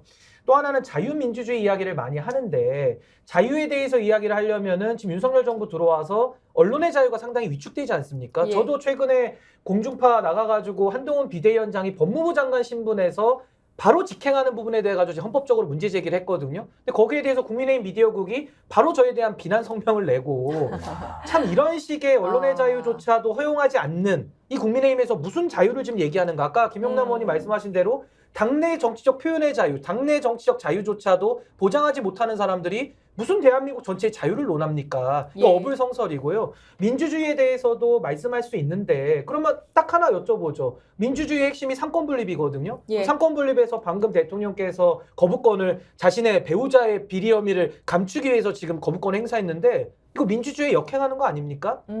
이런 거에 대해서 침묵하고 권력자한테 입 하나 뻥끗 못하는 사람이 무슨 민주주의를 이야기합니까? 당시에 광주에서 민주주의를 외치면서 헬기에서 총을 쏘고 군인들이 시민들한테 발포를 하는데 그 자리에서 저항한 사람들이 거기에 지금 묻혀 계신 거거든요. 그 자리에 가가지고 민주주의를 외칠 각오라면은 아니 죽은 사람들도 있는데 산자들이 뒤를 따라가는 것이죠. 그렇다면 지금 살아 있어서 대한민국의 민주주의를 위해 가지고 할 말을 목숨 걸고 해야 되는데 네. 그거조차 못하지 않습니까? 그러니까 이런 식의 민주주의 얘기하는 게 너무 공허하다. 네. 이런 생각을 국민들이 하는 겁니다. 저는 우리 신기 변호사님이 네. 이제 규탄 성명까지 받았다니까 그 얘기 꼭 드려야 되겠습니다. 예. 그 최근에 비대위원장 됐잖아요. 한동훈 전 장관이. 그다음에 YTN 호준석 앵커가 비대위원이 됐어요. 예. 그분이 비대위원 발표 직전까지 뉴스를 진행했습니다. 그것도 시사 프로그램을요. 아. 며칠 전까지. 그래요. YTN에서 네. 후배들이 난리가 난 거예요. 그러면 그 사람이 시사 정치 프로그램을 진행했으면 비대위원 간다는 것은 사실상 뭐 이미 성향이 굉장히 한동훈 비대위나 국민의힘 성향인데 자기가 시사 정치 프로그램 공정하게 했겠습니까? 물론 예전에 뭐 정몽준에 대한 찬양 발언도 해서 징계도 받고 그랬던 분인데 예. 그래서 언론사가 내교에 보면 최소 퇴사 후 6개월 동안도 정치를 못하게 해놨거든요. 퇴사 후에도. 예. 현직 신분으로 간 거나 다름없습니다. 마찬가지로 한동훈 법무부 장관이 그동안 얼마나 입만 열면 정말 너무 합리적인 보수분들이 듣기에도 와, 저 사람 어떻게 입만 열면 야당에 대한 옛날 사건까지 다 뒤져가지고 막 맹비난하고 음해하지 않았습니까? 그러면 그분은 고도의 정책 중립이 필요하다고 우리 헌법과 선거법과 국가공무법 규정하고 공무원 복무규정이 규정한 공무원의 정책 중립 의무를 단 한 번도 지킨 적이 없었던 겁니다. 그냥 국민의힘과 법무부에서 끊임없이 야당을 죽이려고 내통했던 사람이 예. 정책 중립 의무도 실제로 안 지켰다는 지적을 받았는데 법무부 장관이 바로 비대위원장 됐잖아요. 아, 그럼 그동안 법무부 장관 할 때 이 사람 한 번도 공정한 적이 없었다는 반증이 돼버리는 거죠. 그렇죠. 그런 예. 걸 지적한 거잖아요. 예. 합리적인 지적입니다. 그랬더니 그 지적한 사람을 규탄성을 낸다. 적반하장이 너무 심합니다. 예. 저는 이제 예. 한동훈 비대위원장이랑 윤석열 대통령이 닮은 꼴이라는 게 보통 이게 법률가들 계시고 국민들도 알지만 말과 행동이 다르면 이제 보통 인격적으로 아주 낮다라고 보잖아요. 근데 공적인 영역에서 말을 막 하는데 행동이 안 따르면 사기의 영역이잖아요. 저는 이제 윤석열 대통령의 네. 배우자 김건희 특검법에 대해서 거부를 하고 한동훈 비대위원장은 5.18 민주주의 정신을 내키면서 헌법 수록하고 호남에서 승리하고 싶다고 하면서 말은 그렇게 하는데 결국에 행동 자체는 그렇지 않잖아요. 예. 이게 대국민 사기극을 벌이고 있다라고 저는 표현을 하고 싶어요. 저는 이 대국민 사기극을 멈춰야 합니다. 저는 이런 부분에 있어서는 너무 분노가 치밀고 화가 나는데 최소한 한동훈 비대위원장이 본인이 얘기했던 한동훈은 다르다. 5천만 국민의 언어로 얘기하겠다고 했으면 윤석열 대통령이 여의도 사투리든 용산 사투리를 쓴다면 본인은 5천만의 언어로 김건희 여사 특검법에 대해서 이거는 국민들이 원치 않기 때문에 받으셔야 됩니다. 라는 말을 한 번은 하셨어야죠. 예. 한 번도 못하고 처음 들어와서 일성이 뭐였습니까? 이건 악법이다. 먼저 밑자락 깔고 두 번째 뭡니까? 386 정치세대의 청산.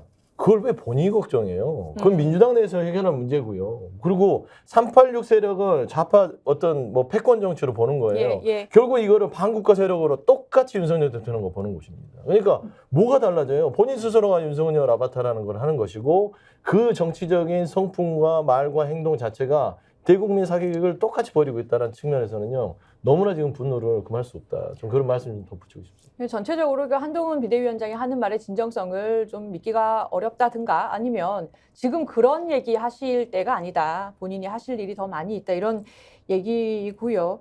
근데 아마 선거용 발언인 것 같습니다. 그러니까 5.18 광주에서 5.18 얘기하고 대구에서는 또 역사적인 고난을 이겨내신 시민들 존경한다. 대구분들 존경한다. 이렇게 얘기를 하기도 했어요. 자, 이준석 신당이 창당했습니다. 계속 언제 하느냐, 한다 몇 달 동안 계속 이슈를 몰았는데요. 창당 하루 만에 당원을 24,000명 넘게 확보했다고 해요. 그리고 천하람 개혁신당 공동창당준비위원장이 이번 달 20일쯤에 그 창당대회 개최하겠다라고 했습니다. 그리고 특히 허은하 그 개혁신당 창당준비위원장 이제 합류를 하고 나서 지금 이 신당에 합류를 타진한이긴 합니다만 현역 의원이 여야 합쳐서 10명이 넘는다. 신당이 지금 창당 하루 만에 2만 명이 넘게 가입했다라고 하고 그리고 지금 타진되고 있는 현역 의원이 여야 합쳐서 10명이 넘는다라고 했습니다. 이준석 신당 어떻게 보십니까? 글쎄 이준석 신당과 국민의힘의 관계는 정확하게 역의 상관관계죠. 어느 한쪽이 잘하면 어느 한쪽은 꺼질 수밖에 없고 뭐 이게 그 경존하기가 어려운 둘 다 잘 되기는 어려운 관계인 것은 틀림없어요. 근데 국민의힘 지금 김기현 대표 체제가 붕괴되고 한동훈 비대위 체계가 들어왔는데 예. 여기서 잘하면 개혁신당의 설 자리는 좁아질 것이고 기존과 같은 모습을 계속 보여준다고 하면 개혁신당은 올라올 수밖에 없겠죠. 근데 뭐 많은 분들 다 예상하시겠습니다만 국민의힘의 공천 과정에서 얼마나 공정한 그리고 상식적인 룰에 의한 공천이 이루어지느냐 여부가 현역 의원들의 합류 숫자를 결정하겠죠. 그리고 더불어민주당에서 오는 분들도 있을 것 같아요. 제가 보기엔 오히려 더불어민주당에서 개혁신당에 참여하는 현역 의원이 더 먼저 있지 않을까 싶은데요. 뭐 아는 게 있으십니까? 아니요, 뭐 그냥 감이죠. 아까 서영주 부대변인님 하나 푸셨는데 하나 풀어주세요. 아니 왜냐하면 원칙과 상식 네 분 있잖아요. 네, 이 맞아요. 네 분의 요새 그 발언을 이렇게 잘 보면 당연히 그 같은 민주당에 지금도 소속돼 있고 그동안에 그 인연으로 봐서는 이낙연 신당 쪽이 더 가까울 것 같은데 네. 그게 아닌 것 같아요. 어제 이원우 의원이 또 말씀 한마디 하셨죠. 그러니까 이낙연 예. 신당보다는 제3지대 아니면 신당의 독자 추진 뭐 이런 이야기를 하는데 그 신당이 여러 개 난립하면 다 죽는 겁니다. 그건 뭐 누구나 다 알아요. 그렇잖아요. 예.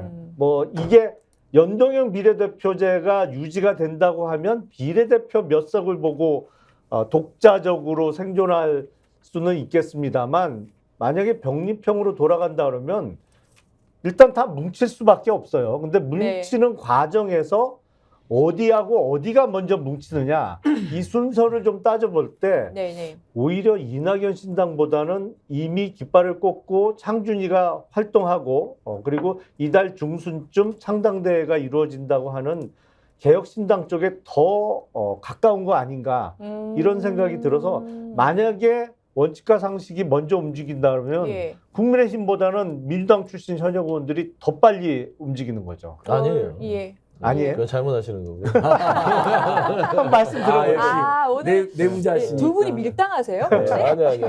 이게 원칙과 상식 의원들은 분명해요. 그러니까 분명한 것은 이낙연 전 대표의 신당에도 지금 참여 의사를 그냥 저울질하는데 그쪽이 더 가까워요. 그래요? 그래요? 이준석 개혁신당 부분들은 본인들의 DNA가 그쪽으로 가기에는 힘들고 만에 하나 김영남 의원께서 얘기하시는 거라면 말씀한 대로 빅 텐트, 삼지대에 빅 텐트가 쳐졌을 때는 그리 움직일 수는 있습니다. 근데 이준석 전 대표의 신당으로 움직이는 것은 거의 뭐 정치는 뭐 0%는 없으니까 한 0.2, 3%밖에 안 된다라고 봤을 때는 지금 원칙과 상식 의원들의 움직임은 그 이준석 전 신당으로 가는 민주당 내의 의원들 없다라고 보시는 게 맞을 것 같아요. 제가 들은 바는 그렇습니다. 근데 예. 저는 뭐 이준석 대표가 탈당을 하고 이제 신당을 하겠다고 하니까 저는 뭐 그 선의에 대해서는 뭐 충분히 다 이해를 국민들께서도 하신다고 보고요. 지금도 이제 많은 기대를 갖고 계시죠. 그래서 저는 거기에 대해서 좀 정치 변화에 유의미한 그런 과정이 되기를 진심으로 바라는데 저는 신당이라는 것을 저도 지금 나와서 창준이를 하고 있는데 예. 이 죽을 각오를 하고 무한의 용기를 가지고 최고의 전략이 다 맞아 떨어져도 이게 성공할까 말까거든요. 네네. 근데 그 어려움에 대해서 이준석 대표가 얼마나 인식을 하고 지금 행보를 하고 있는지는 저는 매우 의문입니다. 왜냐하면 개혁신당이라고 하는데 그럼 개혁이라고 하면은 그 내용이 있어야 되잖아요. 근데 그 내용은 없고 뭐 이제 언론에 대한 공약을 하나 뭐 낸다고는 하는데 지금 제가 봤을 때 언론이 급한 게 아니라 새로운 정치 세력을 만들겠다라고 한다면은 정말로 이 정치에 대한 구조 문제 그리고 저출산이라고 하는 우리 사회의 구조 개혁 문제 이런 것들이 좀 먼저 나와주면서 정말로 새로운 시대로 넘어가겠다라는 게 보여져야 되는데 이낙연 전 대표는 반 이재명의 노선에 크게 다르지가 않고요. 예. 이준석 대표도 제가 볼 때도 반 윤석열의 그 이상 이하가 아닌 걸로 보여져요. 근데 이렇게 가면은 굉장히 어려울 겁니다. 국민들의 지지가 갈수록 떨어질 거거든요. 그러다 보니까 제3지대는 필연적으로 양대 거대 정당을 상대해야 되잖아요. 그럼 힘이 약해지면은 예. 또 동력이 떨어지니까 아무나 받아야 되는 겁니다. 그래서 오늘도 뭐 문병호 의원부터 쭈루룩 이제 현역 당협위원장들이 간다고 하는데 예, 그럼 맞아요. 과연 이게 개혁이냐? 그리고 이게 과연 새로움이냐라는 질문은 따라올 수밖에 없고요. 제가 봐도 그것은 새로워 보이지는 않습니다. 그리고 또 하나는 새로움이라는 것은 과거에 대한 반성과 성찰 위에서 새로움이 나온다고 저는 생각하거든요. 예. 이준석 대표는 정치를 10년 이상 하셨잖아요. 거기다가 비대위원, 최고위원을 3번이나 했고 보다 당 대표까지 해서 전무후무한 기록을 세운 분이거든요. 그럼 거기에 대해서 이준석 대표의 그런 정치적인 행태, 정치적인 노선, 비전 가치 여기에 대해서 그럼 어떤 반성과 성찰 위에 지금 이 길을 가는 것이냐에 대한 설명이 매우 부족하다. 그리고 또 하나는 결국에는 당이라는 것이 떴다 방식으로 총선만을 끝내고 다 이합집산되고 흩어지면 아무 의미가 없거든요. 예. 그 삼지다들 어려운 건데 제가 봤을 때 지금 합류하는 뭐 이낙연 대표나 뭐 비명계나 양양자 금태섭 이준석 대표 저는 공통점을 찾을 길이 없어요. 그렇게 되면 이것은 원포인트 당이 아니냐. 여기에 대한 설명이 충분하게 되지 않고서는 좀 국민들이 마음 열고 지지하기 매우 어려울 것이다. 저 그렇게 생각합니다. 예. 저도 신당을 보면 일단은 이낙연, 이준석 신당이 많이 이야기 되잖아요. 이낙연 신당은 범야권과 진보 세력이 하나 돼서 윤석열 폭정에 맞서야 된다는 그 대의를 거슬리기 때문에 그분의 고향에서도 지금 싸늘한 반응이에요. 아, 저는 그래요? 예, 나가도 큰 파괴력도 없을 거고 무엇보다 설득력이 떨어집니다. 근데 이준석 신당이 주목받는 건 뭐냐면 집권 여당 세력이 너무 엉망이고 그나마 자기가 젊은 축이라고 이야기하는 한동훈 비대위원장마저도 김건희를 입에 못 올리잖아요. 도이치 특검법이 뭡니까? 법 이름까지 예공하면서. 그러니까 야 오죽 답답은 나왔구나. 그래서 국민의힘이 너무 엉망이니까 윤석열 정권이 너무 엉망이고 이준석 쫓아내고 당내 경선에도 개입하고 심지어는 그렇게 억지로 앉힌 김기현까지 쫓아내는 걸 보면서 일부 설득력이 생겼다고 생각합니다. 근데 신규 변호사님 지적처럼 안티 윤석열의 그동안의 정치 행태를 봤을 때 그 이상의 설득력은 못 보여주고 있는 거죠. 그래서 오히려 저는 언론도 그렇고요. 부탁을 드리고 싶은데 용해인 개혁연합신당이나 신인규 변호사님이 민심동행신당 이렇게 추진한 분들 있잖아요. 공정하게 좀 달아줬으면 좋겠어요. 네. 어떻게 보면 정치적 무게는 경력상 떨어질 수 있을 수 있죠. 통상의 언론의 문법으로 보면. 하지만 신당 중에도 정말 제대로 된 제3지대로서 민주당의 문제점이나 아쉬운 것까지도 맹렬하게 지적하는 용해인 신당이나 거기 예. 보면 이제 기본소득당, 사회민주당, 열린민주당, 예. 그다음에 전국 기본사회포럼 이런 분들이 다 결집해 있거든요. 그다음에 신기변 사람도 국민의당 부대변까지 국민의힘 부대변까지 하고 대선 때 주요 역할을 했는데 조목조목 비판하고 나왔잖아요. 네. 그리고 그리고 이준석 대표하고는 다른 정말 참신한 개혁적인 행보를 보이고 있다면 좀 공정하게 민심 동행 같은 세력도 예.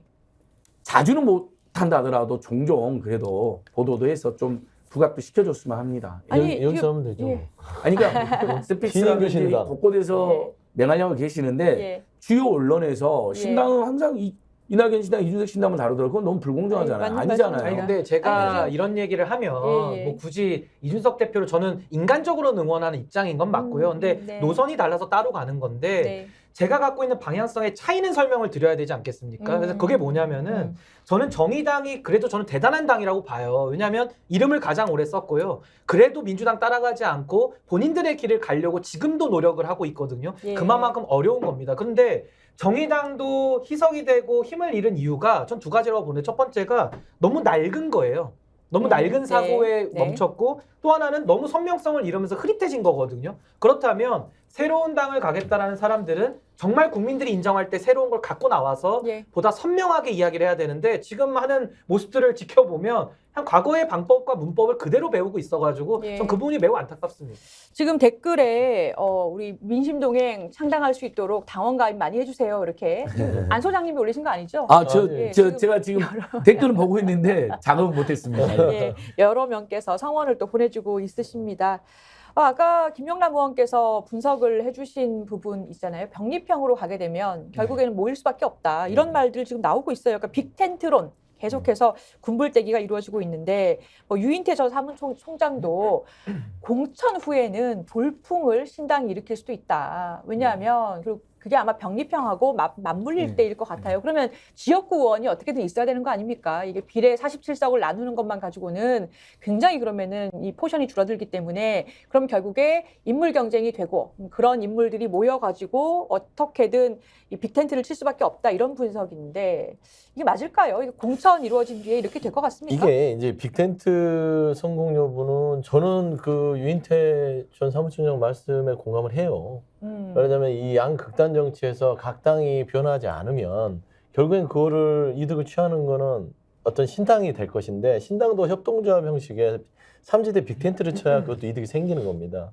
그러니까 지금 보면은 양양자 의원의 신당이 하나 있고요. 금태섭 또 이제 지금 최근에 이제 류호정 정의당 의원이 있죠. 그 다음에 이제 이준석 신당이 있죠. 예. 이게 이제 이쪽 삼지대에서 이낙연 전 대표까지 하면 한 네다섯 개 그룹 민심 동행까지 뭐 한다면 이제 뭐 그런 의사는 없으시겠지만 그러면 결국에는 이 그 큰 축의 텐트의 추장을 저는 우리가 지금 간과하고 있는 게 있어요.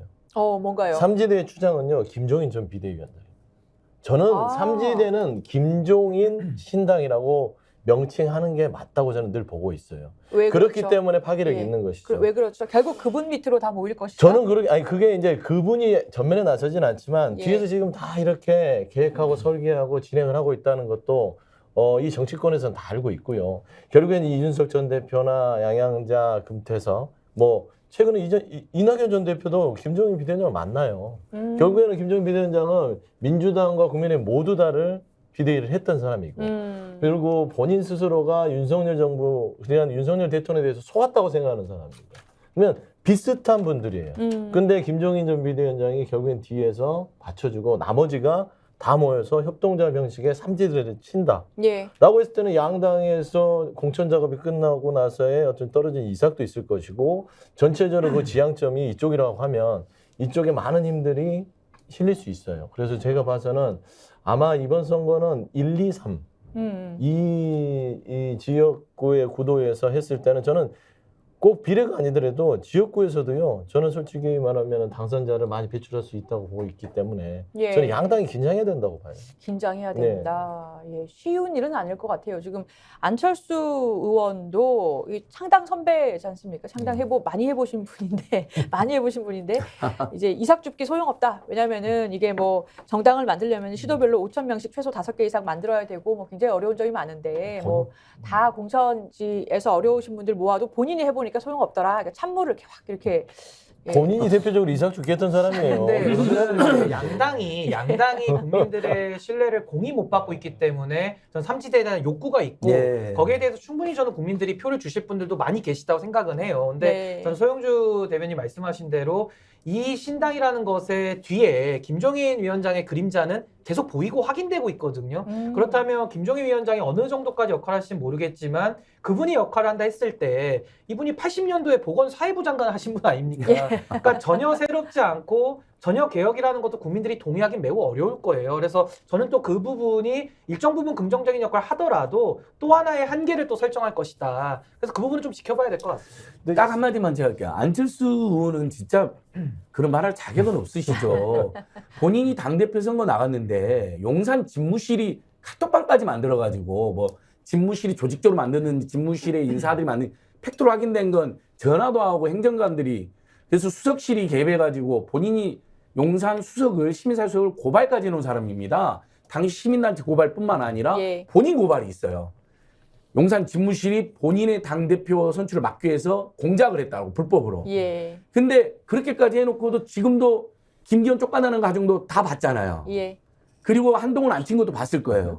그래놓고도 윤석열, 김건희 한마디도 못하면서 그래도 그거에 대해서 쓴소리라도 하는 이준석 전 대표 악연이 있는 건 알지만 거기다가 찬물 끼얹으면 안 되죠. 본인은 예. 말도 못하는 것을 이준석 전 대표는 그래도 이야기를 합니다.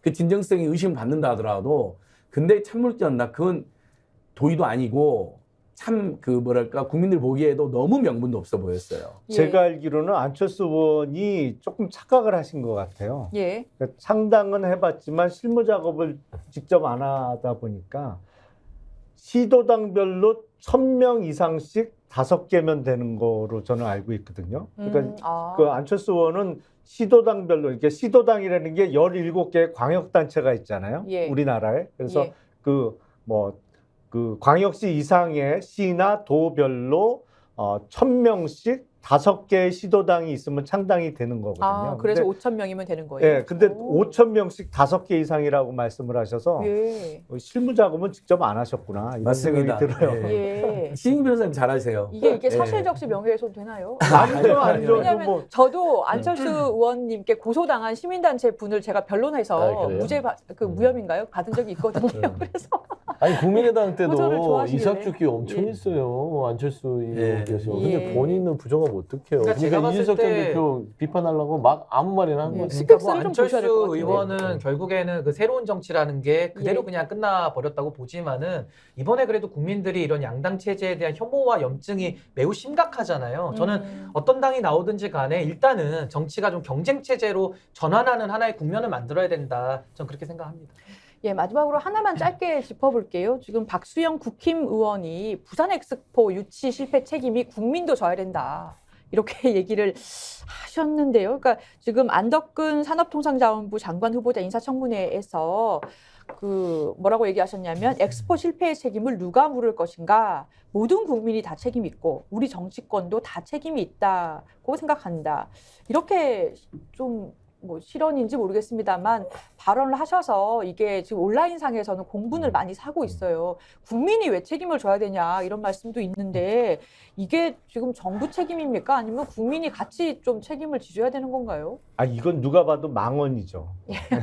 사실은 말도 안 되는 거죠. 예. 이게 더군다나 이 자리가 산업부 장관의 인사청문회 자리잖아요. 근데 전임 산업부 장관이 3개월 만에 총선 출마하겠다고 나가버리면서 생긴 인사청문회거든요. 예. 그러면 적어도 정부 여당 소속이면 무조건 잘못했다고 해야 되는 자리예요. 왜냐하면 이 자리 자체가 국민께 죄송스러운 자리거든요. 예. 무책임하잖아요. 중요 경제부처 장관이 3개월 사실은 사퇴한다, 뭐 총선 출마한다는 얘기는 3개월도 안 된 시점부터 나왔어요. 2개월 조금 된 시점부터 나왔기 때문에 제가 바로 그때 그런 말씀을 드렸어요. 인턴도 3개월을 한다. 무슨 인턴 장관도 아니고. 예. 아니, 그러니까 무조건 잘못했다고 해야 되는 자리예요. 일단 여당이. 근데 거기에 부산 엑스포 그 실패와 관련해서 모든 국민과 정치권 모두가 책임이 있다 이런 취지의 발언을 했는데 논리적으로도 안 맞고 이게 예.